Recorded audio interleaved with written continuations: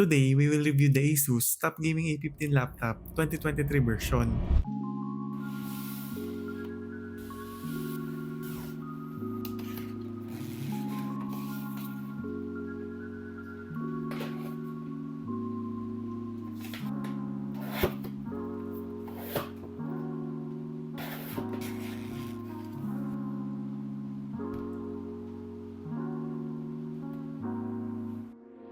Niredesign nila yung chassis so mas smaller sa previous design. May two options din which are Mecha Gray and Jaeger Gray. Plus, even na naka-close yung clamshell, kita pa din yung 4-way indicators. As for the touchpad, ito yung mas prefer ko over 2021 version. And may nilagay na silang logo ng Top Gaming dito. Kung mapapansin nyo, wala na din yung brass textured finish but still sleek and modern look pa din. May embossed logo na din dito sa center ng lid kaya mas maganda tignan. Speaking of lid, hindi wobbly when you open or close it. And made of plastic and metal na siya kaya durable. When it comes to keyboard, feel ko mas matibay ito. Comfortable din gamitin for typing pero kung may separate keyboard ka, mas better yun. Lalo na for gaming. Add ko lang din na hindi malag yung screen kahit pa intense typing. And you can choose from different light effects of keyboard. For thermal, may 4 exhaust vents, up to 5 heat pipes, and dark flow fans din na 84 blades to prevent overheating. Tested din to sa drop, shake, heat, cold, and humidity kaya pang matagalan. Sa weight, nabawasan ng konti, but still, mabigat pa din. And for the ports, ito yung available.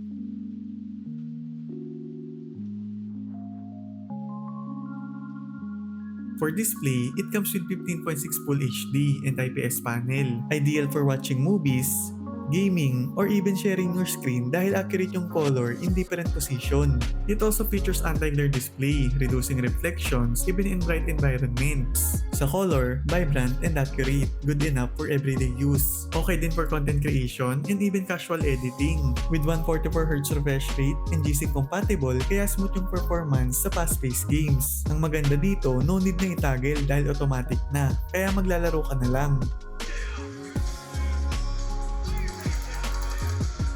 For storage, 512GB SSD, kaya mabilis yung booting process. And upgradable up to 2TB. 16GB DDR5 yung memory and upgradable din up to 64GB. Bale may tag 1 available slot yung memory and SSD, so kung gusto mo mag-upgrade, pwede. Sa processor, AMD Ryzen 7 with RTX 4060 GPU, kaya solid yung performance nito sa gaming. Okay din for video rendering and perfect for multitasking. In addition, supported yung NVIDIA Optimus, which automatically switch between the integrated GPU and dedicated GPU based sa ginagawa mo. Meaning, if lighter tasks, yung integrated GPU yung mag-work to save power. And for demanding tasks like gaming or content creation, magsiswitch siya sa dedicated GPU. Ang best part, automatic siya kaya balance yung performance and battery life.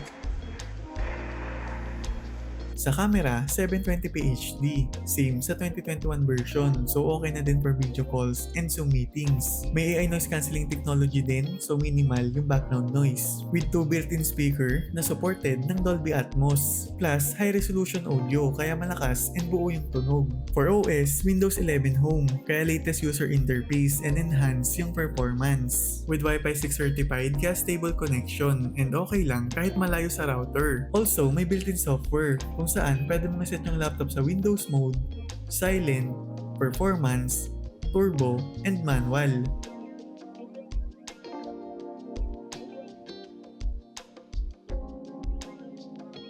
Mache-check mo din dito yung real-time stats ng bawat part. Plus, mako-customize mo din yung lighting ng backlit keyboard or pumili sa available effects nito. Meron ding 8 presets of game visuals and pwede ka din mag-download ng high-quality wallpaper. Sa battery, 90Wh, good na for web browsing and video playback. Kung for gaming mo naman gagamitin, I suggest na i-charge mo habang naglalaro. To experience the full power of laptop, make sure lang na well ventilated.